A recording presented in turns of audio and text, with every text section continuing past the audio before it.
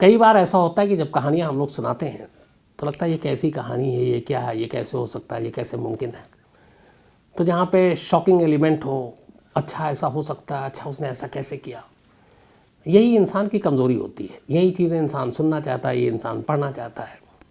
मैं खुद आपको कहानियाँ सुनाता हूँ, लेकिन बहुत सारी कहानियाँ सुन के बहुत बार चौंकता भी हूँ, फिर सोचता भी हूँ कि मुमकिन कैसे, ऐसा कैसे हुआ, ये पॉसिबल कैसे हुआ।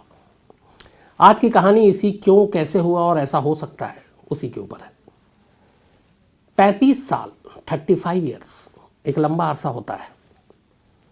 आमतौर पे अगर हम ये देखें कि एक बच्चा, एक लड़का या लड़की जब बालिग होते हैं, बड़े होते हैं, फिर उनकी शादी होती है, तो शायद 35 साल शादीशुदा ज़िंदगी आपको फिर उस मकाम पे ले जाती है। अगर सपोज़ आपने 25 साल की उम्र में शादी की या 30 में की तो आप 65 के हो गए, 25 में की तो आप 55 के हो गए, तो लगभग आपने उम्र गुजार दी।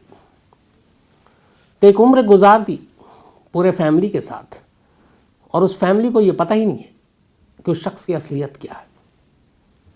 ये कहानी उसी शख्स की है जो 35 साल तक एक अच्छा, ये भी नहीं, एक अच्छा पति, एक अच्छा हस्बैंड, एक अच्छा फादर, घर की देखभाल करने वाला, बीवी बच्चों से प्यार करने वाला, 35 साल तक उनकी सारी खुशियों का ख्याल रखा।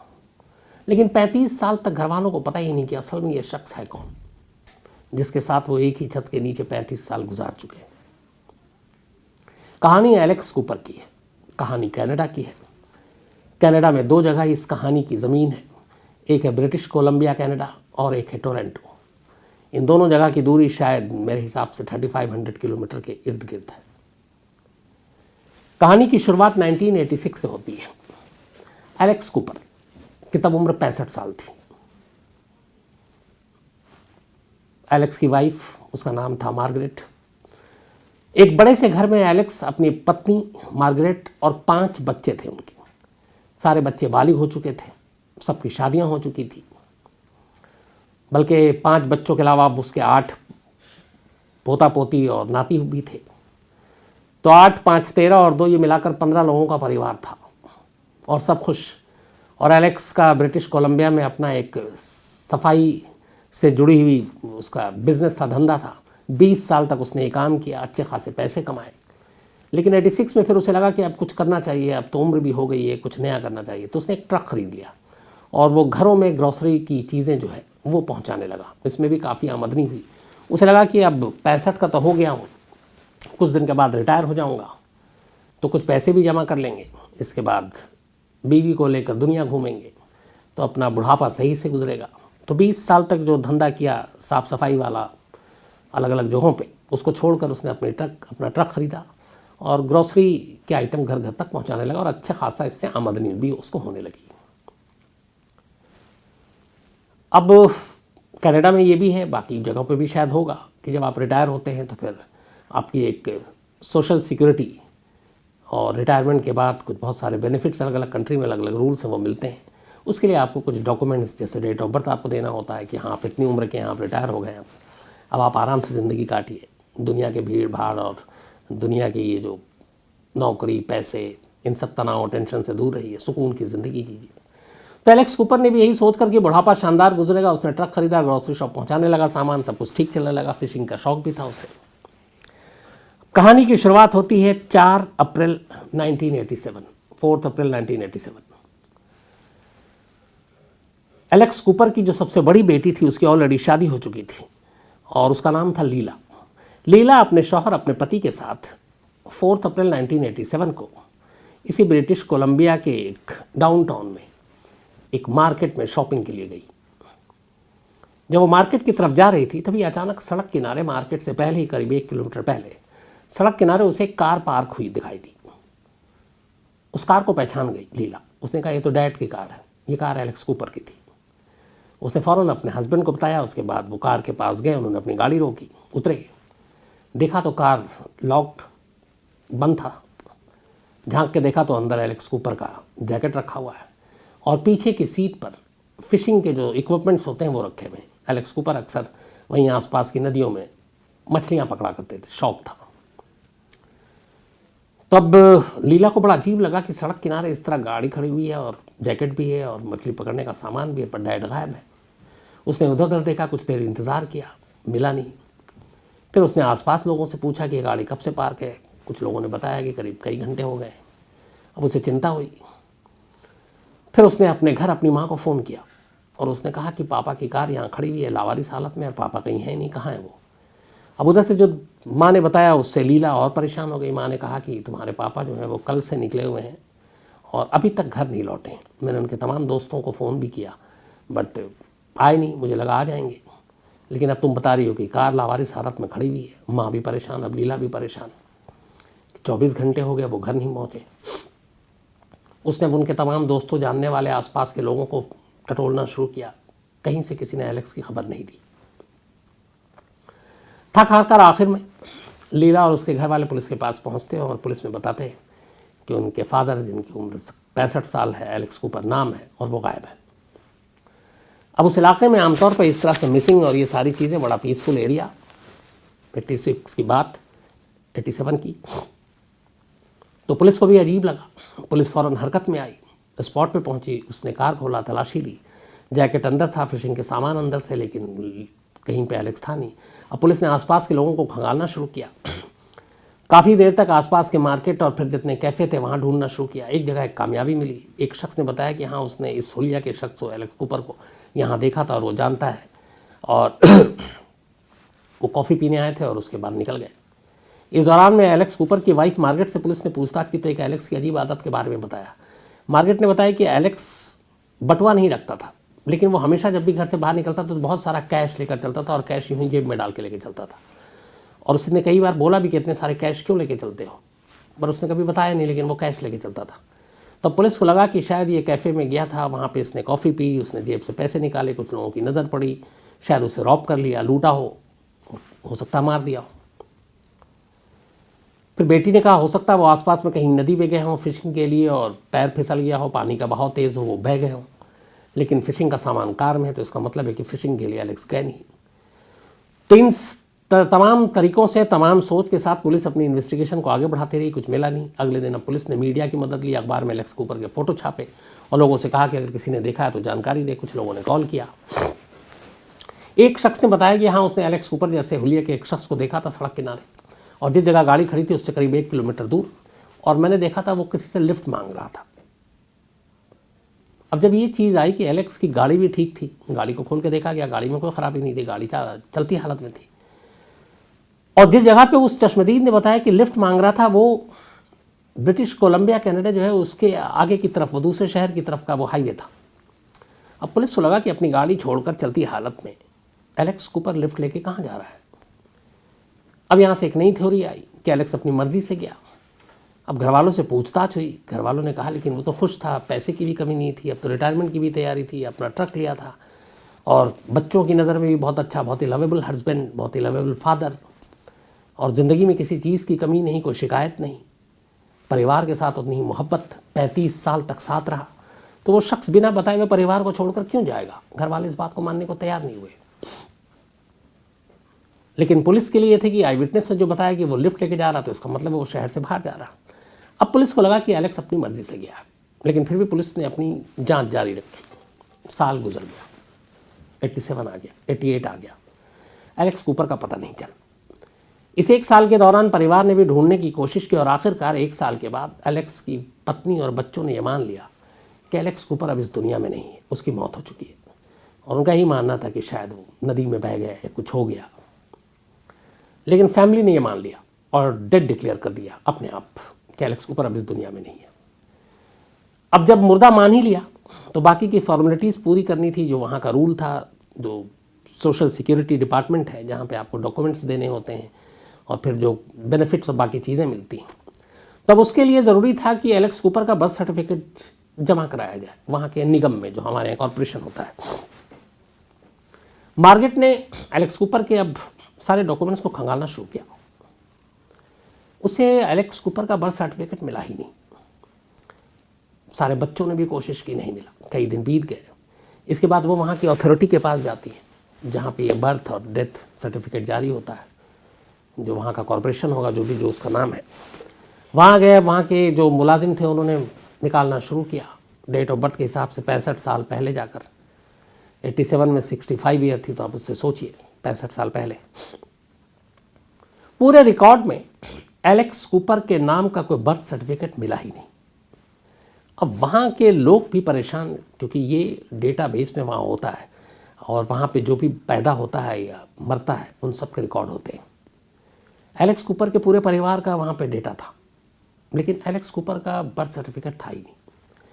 अब उन्होंने कहा एलेक्स का कोई तो डॉक्यूमेंट्स होगा जिससे ये साबित हो कि हाँ ये एलेक्स कूपर है। तो पता चला कि एक ही पेपर है और वो है 1952 का, और वो पेपर उस वक्त का है जब एलेक्स कूपर ने मार्गरेट से शादी की, और शादी के दौरान भी आपको डॉक्यूमेंट्स, हस्बैंड और वाइफ हैं, वो आपको देना पड़ता है। तो वहाँ के कॉरपोरेशन में या वहाँ के डिपार्टमेंट में एलेक्स कूपर का बर्थ सर्टिफिकेट तो नहीं, सिर्फ डॉक्यूमेंट्स के नाम पर एक उसकी आइडेंटिटी को जो जाहिर कर रहा था, और वो था 1952 का वो मैरिज सर्टिफिकेट जो 1952 में उसने मार्गरेट से शादी की थी। 1952 से पहले एलेक्स कूपर का कोई रिकॉर्ड ब्रिटिश कोलंबिया के किसी भी दफ्तर में मौजूद नहीं था। इसका मतलब ये था कि जब मार्गरेट ने एलेक्स कूपर से शादी की तभी वो वजूद में आया, तभी उसका जन्म हुआ। 52 से पहले वो था ही नहीं। अब ये बात बहुत अजीब थी, पुलिस को भी अजीब लगी, मार्गरेट को भी अजीब लगी, बच्चों को भी अजीब लगी कि आखिर उनके डैड का, उनके हस्बैंड का कोई रिकॉर्ड क्यों नहीं है, आखिर ये शख्स है कौन, क्योंकि ये अजीब चीज़ थी। खैर मिला नहीं, शक और शंकाएं और गहरा गई। अब इधर धीरे धीरे वक्त बीतता जा रहा था। 5 साल बीत गए, कूपर का कोई सुराग नहीं मिला। 5 साल के बाद 27 मई 1991 की तारीख आती है। 4 अप्रैल 1986 को गायब हुआ था, बल्कि 87, 4 अप्रैल 1987, और उसके बाद 27 मई 1991, 5 साल के बाद टोरंटो पुलिस को एक कॉल आता है।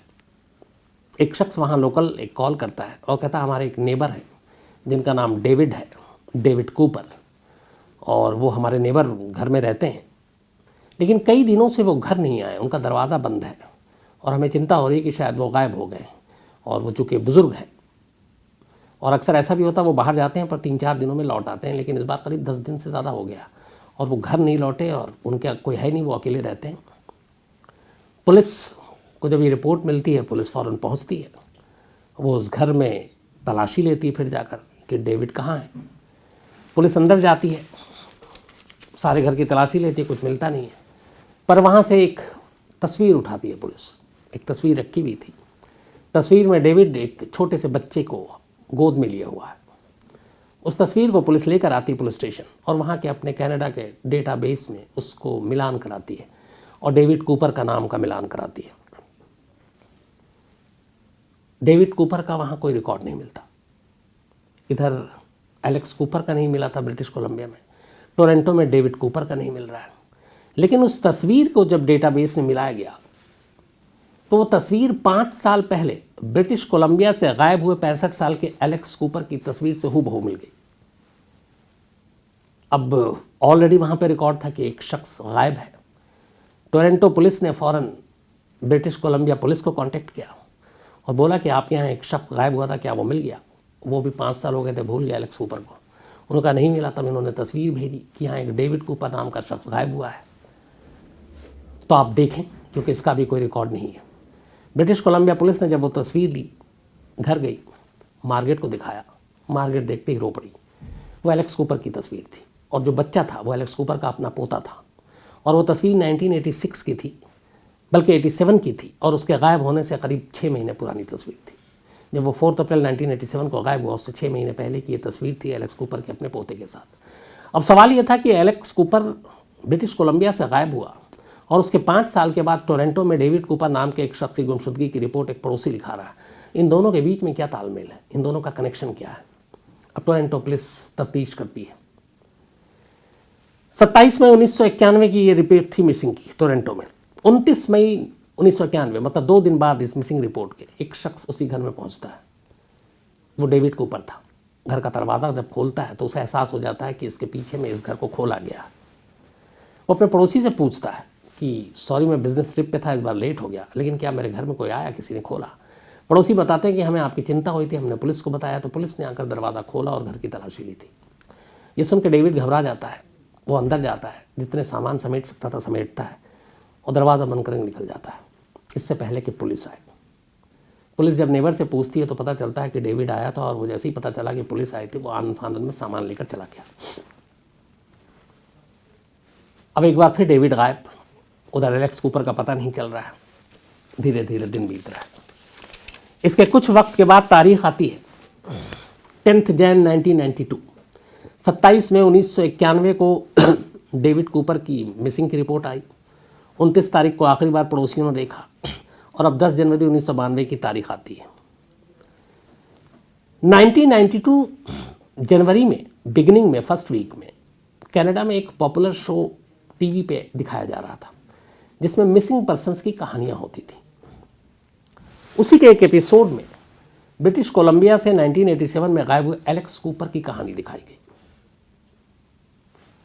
लोगों ने देखा, पॉपुलर शो था।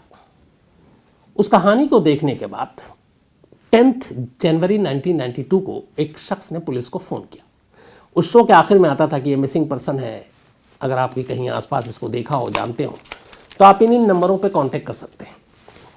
तो शो के आखिर में जो फ़ोन नंबर दिया गया वो पुलिस का नंबर था। उस शख्स ने एक ने फ़ोन किया पुलिस को, और उसने कहा कि मैं इस शख्स को जानता हूं जो पिछले 5 साल से गायब है, और ये मेरे ही स्ट्रीट में, मेरे ही अपार्टमेंट के करीब ये शख्स रहता है, बुज़ुर्ग है, और मैंने अक्सर देखा है। इस कॉल पे फ़ौरन पुलिस की एक टीम कॉलर के पास पहुंचती है, उससे पूछती है कहाँ आपने देखा है। वो पुलिस को अपने साथ ले जाता है उस अपार्टमेंट में। पुलिस अपार्टमेंट में दाखिल होती है। डेविड कूपर उन्हें सामने दिखाई देता है। अब पुलिस डेविड कूपर को अपने साथ पुलिस स्टेशन ले जाती है। इसके बाद पूछताछ होती है। 35 साल की पूरी ज़िंदगी परिवार के साथ और आखिरी के 5 साल की गुमशुदगी यानी 40 साल की कहानी अब डेविड कूपर सुनाना शुरू करता है। डेविड कूपर ही एलेक्स कूपर था। अब कहानी ये थी कि जब एलेक्स कूपर की असलियत क्या थी। एलेक्स कूपर का भी नाम एलेक्स कूपर नहीं था, उसका नाम कुछ और था, और बल्कि उसका नाम था एल्बिन एरिसीनी।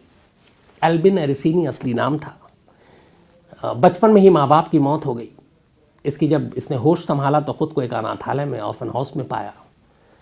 अनाथालय में ये बड़ा हुआ। अनाथालय वालों ने पढ़ाया लिखाया। फिर इसके बाद जब ये 25 साल का हुआ तो टोरंटो में ही एक बैंक में इसकी नौकरी लग गई, और ये उस बैंक में काम करने लगा जिस बैंक का नाम था union Pacific rail road office. ये ब्रांच था वहाँ का। तो एल्बिन एरिसीनी एक अनाथ बच्चा बड़ा हुआ, 25 साल की उम्र में एक बैंक में काम करने लगा। लेकिन बैंक में काम करने के दौरान इसी ऑफिस में union Pacific rail road bank में इस ऑफिस के चोरी हो गई। इस चोरी के बाद पुलिस की टीम पहुंची, इन्वेस्टिगेशन किया, तो उसमें 2-3 सस्पेक्ट थे। उसमें एक एल्बिन एरिसीनी के ऊपर शक जताया गया। इससे पूछताछ भी हुई, पुलिस चली गई, बाकी लोगों से पूछताछ थी। अब इसने बैंक में अपने कुलीग को बात करते हुए सुना कि एल्बिन तो फंस गया, इसी ने चोरी की है। एल्बिन एरिसीनी ये सुनकर बहुत घबरा गया, और उसने चोरी नहीं की थी। उसे लगा कि उसका पूरा करियर ख़राब हो जाएगा, और जो काम उसने किया नहीं, जो जुर्म उसने किया नहीं, उसमें खामोखा फंस जाएगा। तो परेशान हाल वो सोचने लगा क्या करूं। उसे लगा कि इससे पहले पुलिस पकड़े मैं भाग जाऊं। ये सोचते ही वो टोरंटो छोड़ देता है, और टोरंटो से भागकर ब्रिटिश कोलंबिया कनाडा पहुंच जाता है। वहां जाने के बाद अब वो एक नए नाम से अपनी ज़िंदगी गुजारना शुरू करता है। अपना नाम भी बदल लेता है, एलेक्स कूपर कर लेता है। कुछ फर्जी डॉक्यूमेंट्स तैयार करता है अपने नए नाम का, और इसके बाद वहाँ पे वो साफ़ सफाई के जो काम था उसमें लग जाता है। फिर उसकी मुलाकात मार्गरेट से होती है। मार्गरेट और दोनों में प्यार होता है। 1952 में वो मार्गरेट से शादी कर लेता है। इसके बाद मेहनती तो था ही, वो करीब 20 साल तक वो क्लीनिंग के और बाकी चीज़ों का जो एक उसका कॉन्ट्रैक्ट था उसमें अच्छा खासा पैसा था। शादी के बाद इसकी 5 बच्चे पैदा हुए। इसने वहाँ पे एक बहुत बड़ा घर लिया। 5 बच्चों और पत्नी के साथ बहुत खुशहाल ज़िंदगी गुजारने लगा, और सब कुछ ठीक चल रहा था। 20 साल तक ये काम किया, फिर दूसरा बिजनेस किया, म्यूज़िक का भी शौक़ था। फिर 1987 आते आते अचानक एलेक्स परेशान होने लगा। परेशानी की वजह यह थी कि अब उसकी उम्र 65 साल हो गई थी, और उसे पता था कि अब उसके रिटायरमेंट का टाइम आ रहा है, और सभी घर में ये भी थे कि अब रिटायर होंगे, खुश रहेंगे, घूमेंगे फिरेंगे, और इसके लिए उसने पैसे भी सेव कर रखे थे। लेकिन रिटायरमेंट के बाद जो बेनिफिट और बाकी चीज़ें हैं, मेडिकल से लेकर सब कुछ, उसके लिए आपको बर्थ सर्टिफिकेट जो वहाँ के डिपार्टमेंट ऑफिस है वहाँ जमा कराना होता है। और एलेक्स कूपर के पास बर्थ सर्टिफिकेट नहीं था। एलेक्स कूपर चूंकि नाम का कोई शख्स ही नहीं था, एल्बिन अरसीनी के नाम पे बर्थ सर्टिफिकेट था, और उसका पूरा फैमिली 35 साल से उसे एलेक्स कूपर के नाम से जानता था। उन्हें टोरंटो की इसकी कहानी नहीं मालूम थी।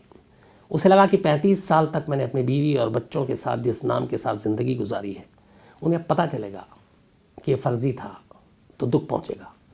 तो उसने कहा कि इन्हें पता नहीं चलना चाहिए, और फिर ये पता चलेगा कि एक बैंक में चोरी का इल्ज़ाम मुझ पे था, उसकी वजह से भाग कराया तो और भी उनकी नज़रों में गिर जाऊंगा। तो ये सोच के परेशान रहने लगा। फिर इसने सोचा कि टोरंटो जाता हूँ और अपना एलेक्स कूपर के नाम पे जो बर्थ सर्टिफिकेट है वो बनवा कर लेकर आता हूँ, ताकि यहाँ सोशल सिक्योरिटी डिपार्टमेंट में जमा करा सकें।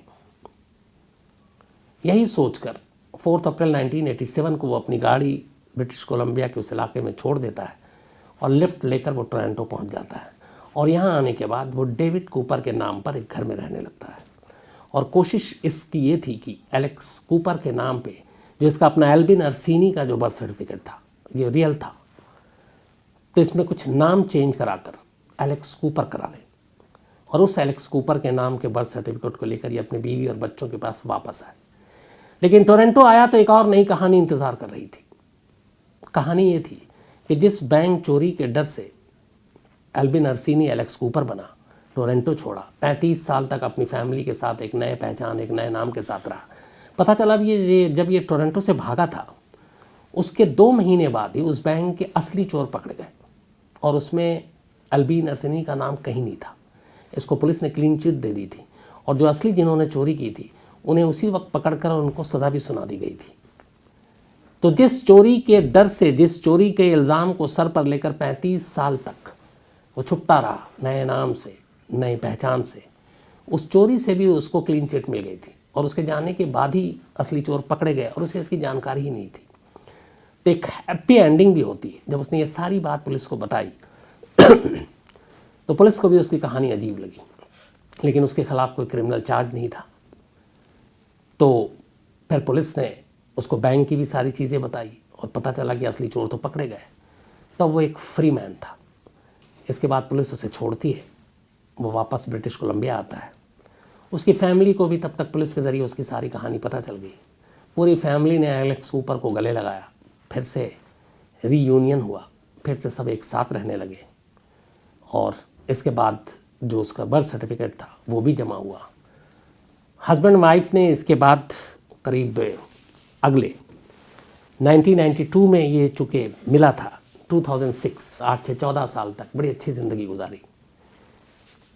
फिर 2007 में एलेक्स कूपर की मौत हो गई, और एलेक्स कूपर के बाद, बल्कि 1996 में ही, जब ये 92 में आया तो 4 साल के बाद ही वाइफ मार्गरेट की डेथ हो गई थी, और मार्गरेट की डेथ के करीब 11 साल बाद 2007 में एलेक्स कूपर की डेथ हो गई।